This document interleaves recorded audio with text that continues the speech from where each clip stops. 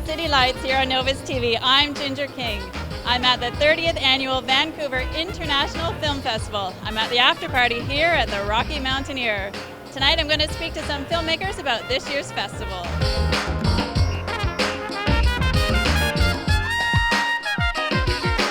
I'm with Terry McAvoy. Can you please tell me what you're excited about for this year's festival? Oh man, there's a lot of things to talk about. I mean, we're opening tomorrow with Sarah Polley's film, but I mean, we got a great program in the Canadian side this year. We've got a lot of documentaries, especially environmental documentaries. I think are the things that probably touched me the most. So why is the festival so important in Vancouver?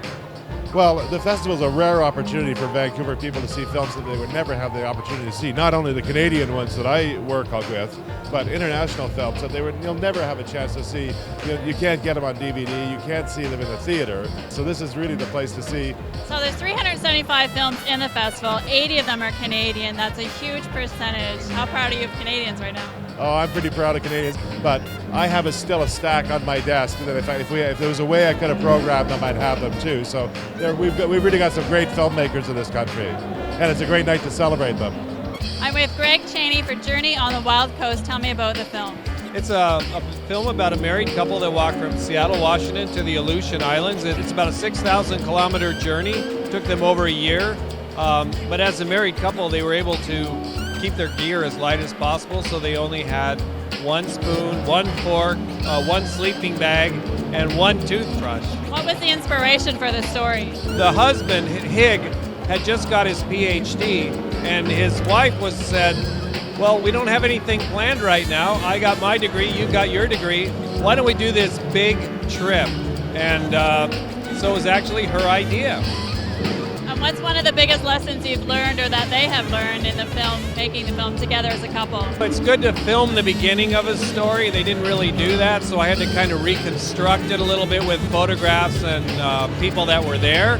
But also, that they really became a more committed couple as they did this trip, because the farther they got, they were really dependent on each other. So tell me a little bit about the film. The film is really about a group of 30-somethings that are trying to deal with the relationships in their lives and really what it takes in order for them to enjoy intimacy. Tell us a little bit about your role. I play Eric. I'm embarking on a relationship with somebody who's incredibly difficult to build a relationship with. He's really a horrible person, but he's always telling the truth. And Eric is just relentlessly focused on those redeemable qualities, and he believes in them, and so he's willing to see through all the crap that his prospective lover throws up so that he doesn't have to be intimate. I'm with Aaron Houston, the director of Sunflower Hour. Tell me about the film.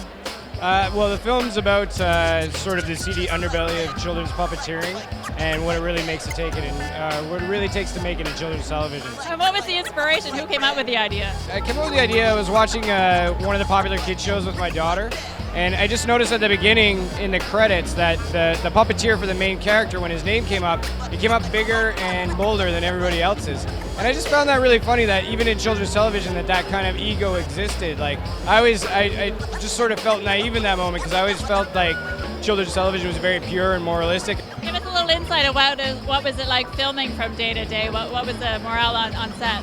Oh, it was amazing. I mean, it's a very low budget film. We just funded it ourselves, but there was interest from investors. But what we wanted to do was create a film the way that we wanted to make it, without anybody telling us what to do.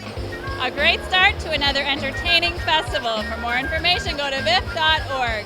For City Lights on Novus TV, I'm Ginger King.